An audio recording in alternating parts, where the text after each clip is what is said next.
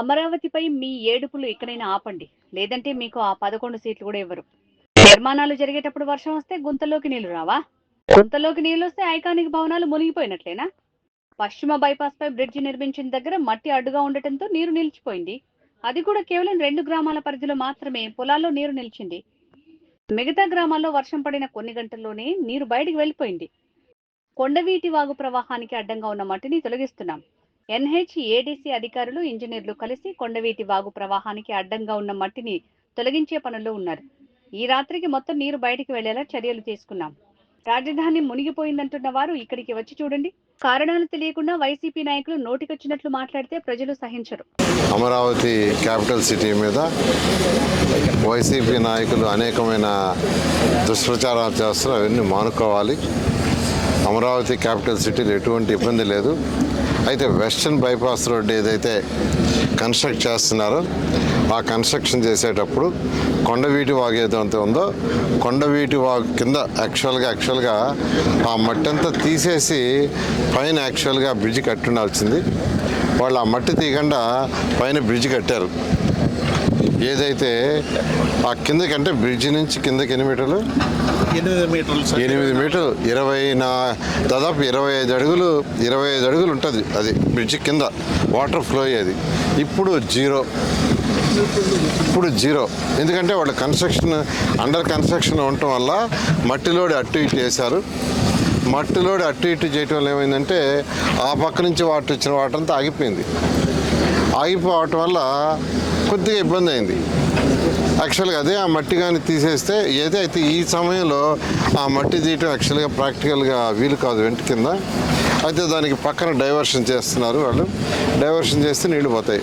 అంతేగాని ఇక్కడ అమరావతి మునిగిపోయింది. అంతే ఇప్పుడు ఐకానిక్ భవన్లు ఉన్నాయి 5టికి యాక్చువల్గా గుంటలు తవ్వుకున్నారు. కొంత కాంక్రీట్ వేసి ఉన్నారు. ఇంతలోకి వర్షం వచ్చింది. దాంట్లో నీళ్ళు వచ్చాయి. నీళ్ళు రాకుండా ఎట్టుంటాయండి? ఇప్పుడు నీళ్ళు రాకుండా ఎట్టుంటాయి? గుంటలు తవ్వితే వర్షం వస్తే నీళ్ళు రాకుండా ఎట్టుంటాయి? అదేవిధంగా కొండవీటి వాగు ఫ్లో ఉంది. 25 అడుగులు యాక్చువల్గా 8 మీటర్లు యాక్చువల్గా 25 అడుగులు లోతు అయితే వాళ్ళు వర్క్ చేస్తూ వెస్టర్న్ బైపాస్ వర్క్ చేస్తూ ఆ కొండవీటి వాగు దగ్గర పైన ఏదైతే బ్రిడ్జి కడతారో దాని కిందంతా మట్టి ఉంది. ఆస్టిస్గా వర్క్ ఉంది. వర్క్ వల్ల ఏమైపోయిందంటే బ్లాక్ అయింది. బ్లాక్ అయిన వల్ల వాటర్ రివర్స్ అన్నాయి. ఒక్కొక్కసారి కన్స్ట్రక్షన్ జరిగేటప్పుడు కొన్ని చిన్న సమస్యలు ఉంటాయి, తప్పవు.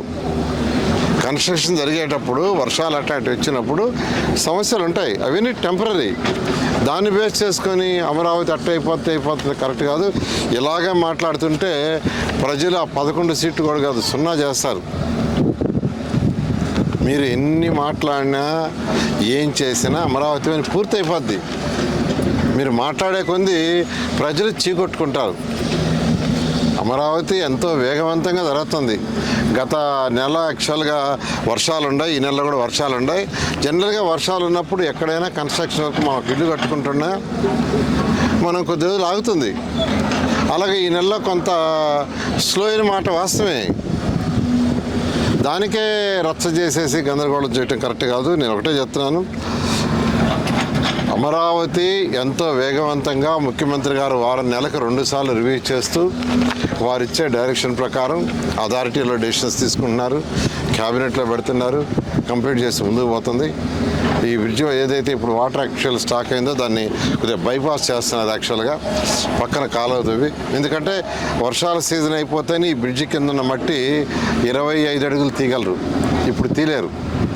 అందువల్ల బైపాస్ చేయడానికి యాక్చువల్గా సిఆర్డీ వాళ్ళు అటు నేషనల్ హైవే వాళ్ళతోనూ ఆ కాంట్రాక్టర్తో కూడా మాట్లాడి యాక్చువల్గా చేస్తున్నారు. బహుశా సాయంకాలానికి అది పూర్తయితే వాటర్ కంప్లీట్గా ఫ్లో అయిపోతుంది. అందువల్ల మరొకసారి నేను నాయకులకు చెప్తున్నాను, ఎటువంటి పరిస్థితుల్లో కూడా మీరు ఎన్ని వేషాలు వేసినా ఎన్ని మాట్లాడినా మార్చి 31వ తేదీకి 4,000 హౌసెస్లో ఒక 3 టవర్లకు సంబంధించి సుమారుగా ఒక 250 హౌసెస్ తప్పితే మిగతా అన్ని మార్చ్ 31కి అయిపోతాయి. 4,000 హౌస్ హ్యాండ్ ఓవర్ చేస్తున్నాం మార్చ్ 31 లోపల. అదే 1.5 year లోపల ట్రంక్ రోడ్స్ 360 కిలోమీటర్లు అయిపోతాయి. ఇక్కడ ఎప్పుడు అయిపోయాయి. ఇక్కడ under ground drainage, under ground power లైన్లు కూడా పైన లేదు, భూమి లోపలేసాం. కేబుల్స్, టెలిఫోన్ కేబుల్స్ కూడా భూమి లోపలే.